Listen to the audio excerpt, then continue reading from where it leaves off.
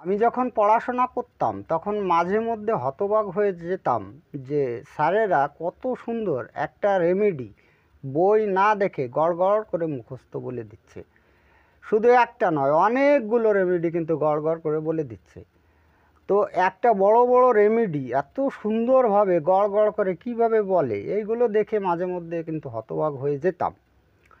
তো এই যে টিচাররা, তারা যে একটা ঔষধ, শুধু একটা ঔষধ না, শতাধিক ঔষধ মাথার মধ্যে তারা কিভাবে রাখে, এর নিশ্চয়ই একটা পন্থা বা উপায় আছে। সেই উপায়টা যদি আপনিও জানতে পারেন এবং সেটাকে যদি ক্যাপচার করতে পারেন, তাহলে আপনিও কিন্তু শত শত রেমেডি অনার্গল বলে যেতে পারবেন, আপনার মনের মধ্যে থাকবে। তো কথা হচ্ছে যে এটা সম্ভব হয় কী করে, এটা সম্ভব হয় কী করে সেটা অবশ্যই বলবো। তো সেটা সম্ভব হয় হচ্ছে সিমিলারিটির উপরে। সিমিলারিটি মানে হচ্ছে সাদৃশ্যতা নীতির উপরে হয়। আপনারা জানেন যে হোমিওপ্যাথি চিকিৎসা পদ্ধতিটা হচ্ছে সিমিলারিটির উপরে, মানে লক্ষণ সাদৃশ্য নীতির উপর প্রতিষ্ঠিত ঔষধ নির্বাচনটা। এবার এই ঔষধ মনে রাখার জন্য একটা সিমিলারিটি আছে, মানে সাদৃশ্যতা আছে। তো সেইভাবে যদি আপনি ঔষধগুলোকে মনে রাখতে পারেন, তাহলে দেখবেন আপনার অনেক ঔষধ মুখস্থ হয়ে গেছে, আপনার কোনো রকম পরিশ্রম হবে না। একটা এক্সাম্পল দিচ্ছি, আমাদের ল্যাকেসিস যে ঔষধটি রয়েছে, সেই ল্যাকেসিস আপনারা জানেন যে একটা বিষাক্ত সাপের বিষ থেকে তৈরি। এবার এই বিষাক্ত সাপের বিষ থেকে কোন ধরনের রোগ সারে? নিশ্চয়ই বিষাক্ত রোগ সারে। সেই বিষাক্ত রোগগুলো কি? ক্যান্সার একটা বিষাক্ত রোগ, তারপরে হচ্ছে গ্যাংগ্রিন একটা বিষাক্ত রোগ। আবার আমাদের আর্সেনিকাম অ্যালবাম যে ঔষধটি, সেই ঔষধটি কী দিয়ে তৈরি? আর্সেনিকাম অ্যালবাম যে ঔষধটি, এটাও আর্সেনিক হচ্ছে এক প্রকার বিষ, সেই বিষ থেকে তৈরি।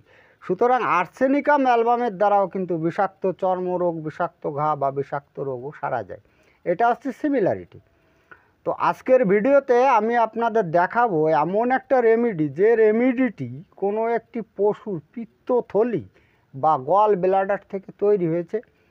এবং এই ঔষধটি মানুষের গল ব্লাডারে যে রোগগুলো হচ্ছে, যেমন পিত্তপাথড়ী, পিত্তনালীতে ব্লকেজ বা পিত্ত ক্ষরণের জন্য লিভারের তো গোলযোগ আছে, তার জন্য যে জন্ডিস রোগ হয়, সেই রোগের ক্ষেত্রে কত সুন্দর রোগ আরোগ্য করছে এবং কি কি লক্ষণ দিচ্ছে, সেই সম্পর্কে বিস্তারিত তথ্য আপনাদের সামনে আমি খুব সহজ সরল ভাষায় ব্যাখ্যা করে শোনাবো। ভিডিওটি ভালো লাগলে লাইক, কমেন্ট, শেয়ার করবেন এবং আপনি যদি এই চ্যানেলে নতুন এসে থাকেন তাহলে চ্যানেলটিকে সাবস্ক্রাইব করে রাখবেন পরবর্তীতে নতুন ভিডিওর নোটিফিকেশন সবার আগে পাওয়ার জন্য। তো আমি প্রথমে লিখে নিচ্ছি রেমেডিটির নাম। রেমেডিটির নাম হচ্ছে FELTAURI।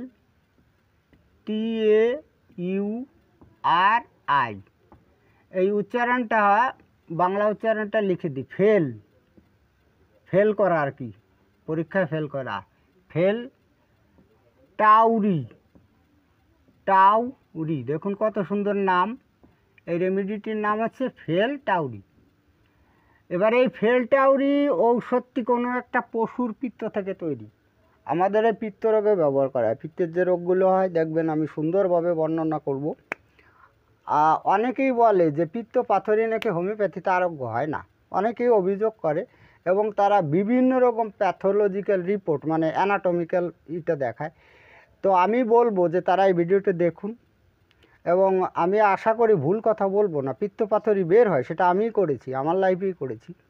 তো যাই হোক, আমি যেটা বলতে চাইছিলাম যে এটা, এই যে রেমেডিটি, এই রেমেডিটি যে পশুর পিত্তথলি থেকে তৈরি, সেটা হচ্ছে ওয়াক্স বা একটা ষাঁড়, ঠিক আছে? সেই ষাঁড়ের পিত্তথলি থেকে তৈরি হয়। তো এটা তো সরাসরি এইভাবে তৈরি হয় না, এটাকে আপনাদের দেখাতে হবে। তো এর জন্য আমি একটা পিকচার দেখাচ্ছি, দেখুন। এই যে গুঁড়ো গুঁড়ো পদার্থটি আপনাদের দেখানো হচ্ছে, এই গুঁড়ো পদার্থটির নাম হচ্ছে ওয়াক্স গল, ঠিক আছে? ওয়াক্স গল, এই পদার্থটির নাম হচ্ছে ওয়াক্স গল। এই পদার্থটি মানে ষাঁড়ের যে পিত্তথলি থাকে, সেই পিত্তথলি থেকে তৈরি হয়। হ্যাঁ, এবার এই যে ওয়াক্স গল, এই যে গুঁড়ো পদার্থটি, এই গুঁড়ো পদার্থটি কিন্তু আরও অনেক কাজে লাগে। সেটা হচ্ছে সাবান প্রস্তুতিতে লাগে, তারপরে হচ্ছে ওয়াটার পেইন্টিং, মানে জল ছাপের যে পেইন্টিংয়ের কাজ করে। তারপরে হচ্ছে বিভিন্ন রকম ওই শিল্পকলার কাজ, ওই যে যারা বড় বড় আর্টিস্ট আছে, কাঠ কেটে বা পাথর কেটে যারা ওই খোদাই করে, সেই খোদাই করার কাজে, বিভিন্ন ধরনের কাজে এই ওয়াক্স গল্ড পদার্থটি লাগে। তো আমাদের এই যে হোমিওপ্যাথি যে ঔষধ, অর্থাৎ হচ্ছে ফেলটাউরি যে মেডিসিনটি, এই মেডিসিনটিও এই ওয়াক্স গল্ড পদার্থ থেকে রাসায়নিক প্রক্রিয়ায় প্রস্তুত হয়। তো পিত্ত পাথরি, তারপর হচ্ছে পিত্তনালীর ব্লকেজও হয়, এবং জন্ডিস ইত্যাদি রোগে কিন্তু এই ঔষধটি সুফলের সাথে ব্যবহৃত হয়। এবার এই ফেলটাউরি যে রেমিডিটি, এই রেমিডিটি যদি কাউকে যদি সেবন করানো হয়, তাহলে ডিওডেনাম থেকে রস নিঃসৃত হয়, মানে বেশি পরিমাণে রস নিঃসৃত হয়। আপনারা জানেন যে আমাদের পেটের মধ্যে ডিওডেনাম থাকে, সেই ডিওডেনাম থেকে রস নিঃসৃত হয়, সেই রস আমাদের বিভিন্ন কাজে লাগে, পেটের মধ্যে বিভিন্ন কাজে লাগে। তো সেখান থেকে এই ডিওডেনাম রস নিঃসৃত হয় এই ওষুধটি সেবন করলে। এই ডিওডেনামে বিভিন্ন ধরনের রোগ হয়, ডিওডেনাম একটা আলসার রোগ হয়, সেটাও একটা রোগ। তারপরে হচ্ছে অন্ত্র হচ্ছে আমাদের পাকস্থলীর শেষ অংশ, যে নাড়িভোড়া, অনেকটা নাড়িভোড়া থাকে, তো 23 ফুট মনে হয় নাড়িভোড়া থাকে। তো সেই নাড়িভোড়ায় একটা ক্রিয়া হয়, সেটা হচ্ছে প্যারিস্টালটিক ক্রিয়া, ওটাকে বাংলা করলে হয় ঢেউ খেলানো ক্রিয়া। এই ঢেউ খেলানো ক্রিয়া হয় বিধায়ী, মানে পাকস্থলী থেকে ধরুন 23 ফুট যদি হয়, সম্ভবত 23 ফুটই হবে, তো ওই 23 ফুট নাড়ির মধ্যে দিয়ে মল চলাচল করে। 23 ফুট তো একটু জায়গা নয়, সেখান দিয়ে মল চালনা করে করে করে করে একেবারে মলদ্বারে যায়। তার মানে ওই মলটাকে পরিচালনা করে, এমনি তো মলদ্বারে যায় না, ওই যে অন্ত্র অর্থাৎ ওই নাড়িভোড়ায় একটা ক্রিয়া হয়, এটাকে বলা হয় ঢেউ খেলানো ক্রিয়া, ইংলিশে বলা হয় প্যারিস্টালটিক ক্রিয়া। যদি এই ঔষধটি কাউকে সেবন করানো হয়, তাহলে এই প্যারিস্টালটিক ক্রিয়া বাড়িয়ে দেয়। আপনারা অনেক লোক পাবেন যারা বসে বসে কাজকর্ম করেন, বিশেষ করে দর্জি, কামার, যারা বসে বসে কাজকর্ম করেন, তাদের দেখবেন অবশ্যই কনস্টিপেশন আসবে, মানে মল ক্লিয়ার হয় না, এই রোগটি আসবে। কেননা তাদের ওই যে নাড়িভোড়াগুলো, অর্থাৎ অন্ত্রে কিন্তু ঢেউ খেলানো ক্রিয়াটা কম হয়। তো যাই হোক, এই ঔষধ সেবন করলে এই প্যারিস্টালটিক ক্রিয়ার পরিমাণ বাড়ে।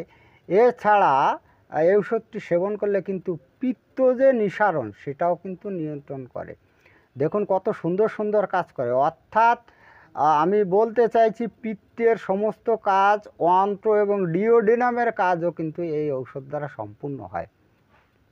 এবার এইটা ছোট একটি রেমিডি, এই রেমিডিতে মাত্র 4টি প্রধানতম লক্ষণ রয়েছে। তো আমি আপনাদের রিকোয়েস্ট করব, আপনারা মনোযোগ দিয়ে যদি এই 4টি প্রধানতম লক্ষণ একটু মনোযোগ দিয়ে শোনেন, তাহলে কিন্তু আপনাদের ঔষধ নির্বাচন করতে খুবই সুবিধা হবে। আমি 1-2 করে আপনাদের 4টি প্রধানতম লক্ষণ সুন্দরভাবে একেবারে বিশ্লেষণ করে শোনাবো। তো নাম্বার 1-এ আমি আপনাদের জানাবো ক্রিয়াস্থান, মানে এই ঔষধটির প্রধান ক্রিয়া কোথায়। আমি প্রথমে বলে দিয়েছি পিত্ত আর হচ্ছে অন্ত্র, পিত্তের উপর কিন্তু এই ওষুধটির প্রধান ক্রিয়া আছে, যেহেতু পিত্ত থেকে তৈরি, মনে রাখতে সুবিধা হবে আপনাকে। তো পিত্ত এবং অন্ত্র মানে হচ্ছে পাকস্থলীর পরে যে বিশাল বড় যে নাড়িভোড়া থাকে তার উপরে এটার ক্রিয়াতে। এছাড়াও কিন্তু ডিওডেনামের উপরেও কিন্তু এই ওষুধটির ক্রিয়া আছে। এবার নাম্বার 2-তে জানবো পাকস্থলী, ঠিক আছে। এই পাকস্থলীর ক্ষেত্রে কী রকম লক্ষণ দেখা যায়, যেহেতু আমাদের এই ঔষধের ক্রিয়াটাই হচ্ছে পিত্তথলি আর হচ্ছে ডিওডেনামের উপরে, এগুলো তো পাকস্থলীতেই থাকে। তো এই পাকস্থলীর লক্ষণগুলো খুবই গুরুত্বপূর্ণ। তো সেক্ষেত্রে আমরা দেখতে পারবো যে হজমের গণ্ডগোল হচ্ছে, রোগীদের হজমের গণ্ডগোল অবশ্যই আসবে। পিত্তথলিতে যদি পাথর হয় বা পিত্তথলিতে অন্য কোনো রোগ ব্যাধি হয়, তাহলে আগেই প্রথমে কিন্তু হজমের গণ্ডগোলটা আসবে।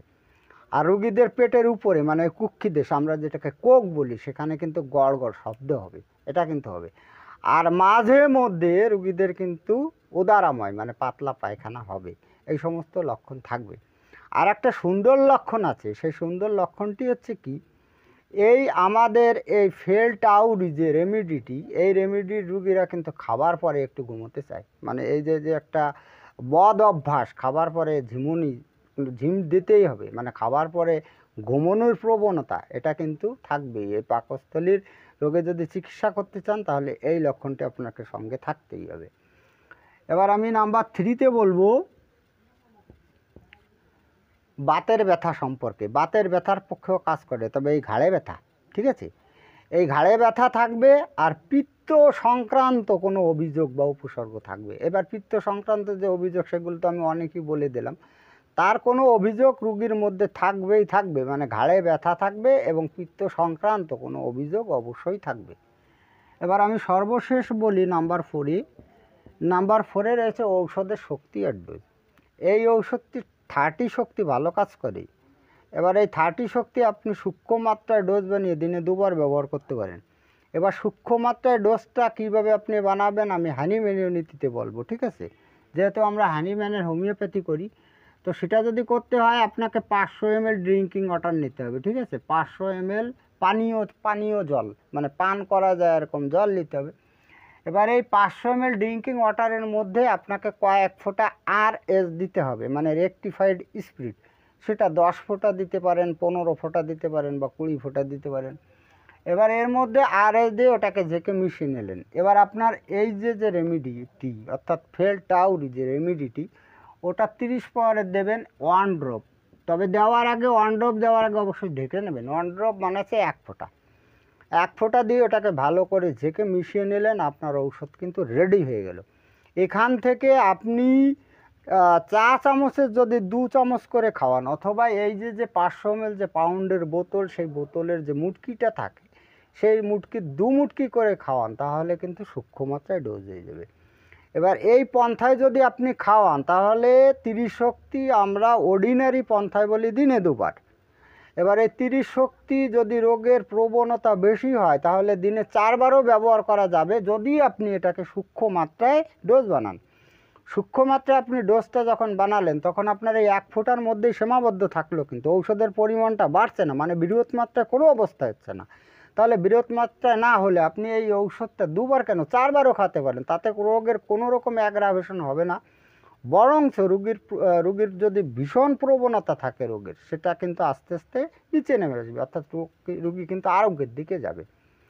যাই হোক, আজকে এই পর্যন্তই। খুব তাড়াতাড়ি ফিরে আসবো নতুন গুরুত্বপূর্ণ বিষয়বস্তুর ভিডিও নিয়ে।